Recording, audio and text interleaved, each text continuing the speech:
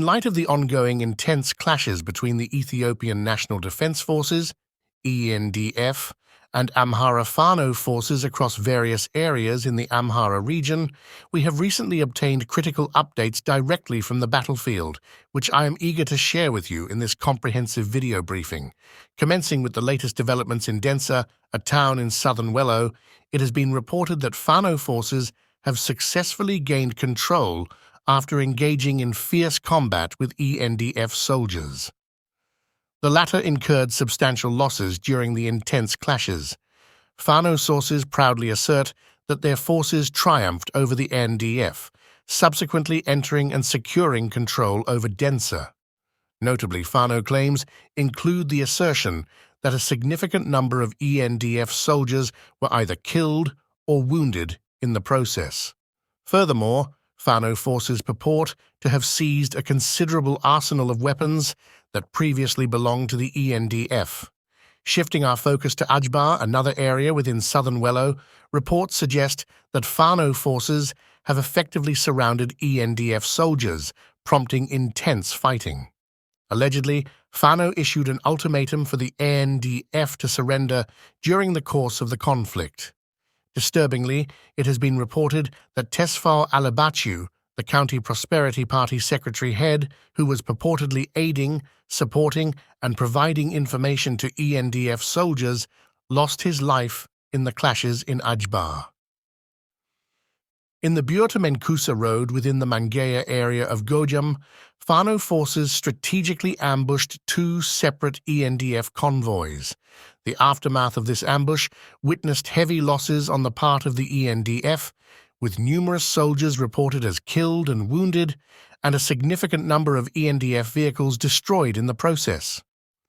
Latest reports from Mertu Lamariam in western Wello, it has been disclosed that Fano forces executed a successful ambush against ENDF soldiers, resulting in the tragic demise of 30 ENDF personnel following intense fighting. In the most recent updates from the evolving situation in Zenzalima, a location near Bahirdar city in the Gojam region, Fano forces have executed a tactical ambush against an Ethiopian National Defense Forces (ENDF) convoy. The strategic placement of Fano soldiers on the outskirts of Bahirdar city has resulted in multiple ENDF convoys falling victim to ambushes in the past several days. This underscores the intensified and recurring nature of confrontations in the proximity of Bahirdar. Shifting our attention to the Awi zone in western Gojam, the latest reports indicate that Fano forces have successfully thwarted the advances of ENDF soldiers. The details surrounding this particular engagement are yet to be fully disclosed, but the resistance put up by Fano forces signifies the complex and fluid dynamics of the conflict in the region. In the areas of Machakal and Emmanuel within Gojam, recent reports have delivered the disheartening news of the assassination of a newly appointed police chief. The circumstances surrounding this targeted act remain unclear, yet it adds another layer of complexity to the security challenges faced in the region. Moving on to the reports from in and around Bahirdar, Fano forces have undertaken a significant operation resulting in the capture of more than 70 AK47 rifles and an impressive cache of 10,000 rounds of ammunition. These weapons were reportedly stored in a factory, suggesting a coordinated effort by Fano forces to disrupt potential threats and secure control over crucial assets in the area. In the town of Areti Minjar, Fano and Amhara forces collaborated in an operation that led to the liberation of over 170 prisoners. The success of this operation not only underscores the military prowess of the collaborating forces, but also highlights the broader impact of the conflict on the local population, including those unjustly held in captivity. Apart from this, the Joint Security Task Force in Ethiopia, formed during a state of emergency, said it stopped a plan to create chaos and violence in the capital, Addis Ababa. The task force, led by the Prime Minister, claimed it discovered a plot involving certain groups, including Fano and Shane forces, to carry out a terrorist mission. They arrested 97 people they say were secretly involved in this plan.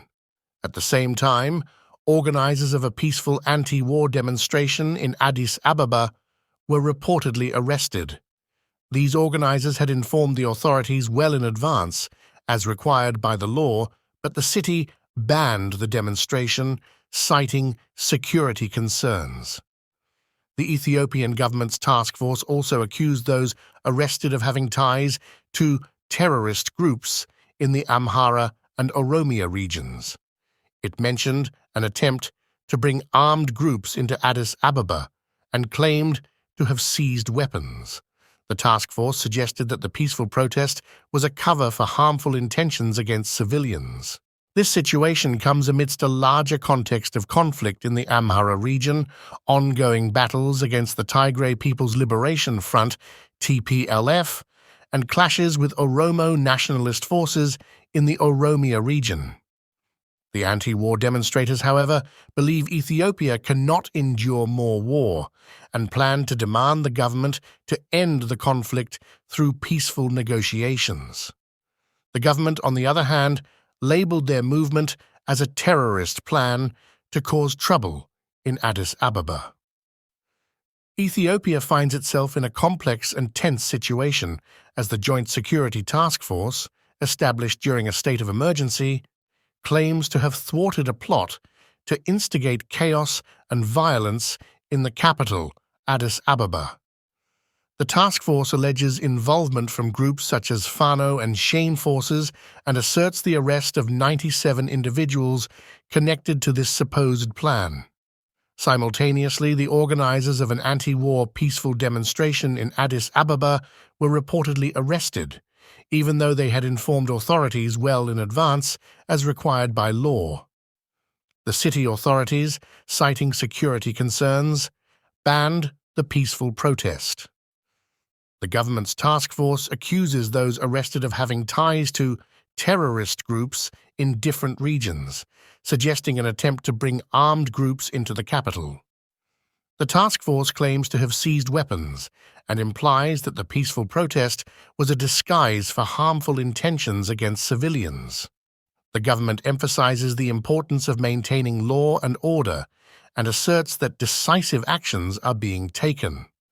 Reports of random searches and arrests of individuals labeled as collaborators with anti-peace forces add to the ongoing crackdown in the city.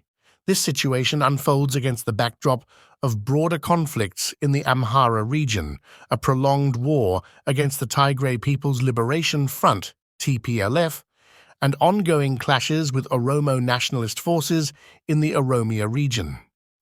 The organizers of the anti-war demonstration, however, argue that Ethiopia can no longer afford to be in a state of war and plan to demand a peaceful resolution from the government.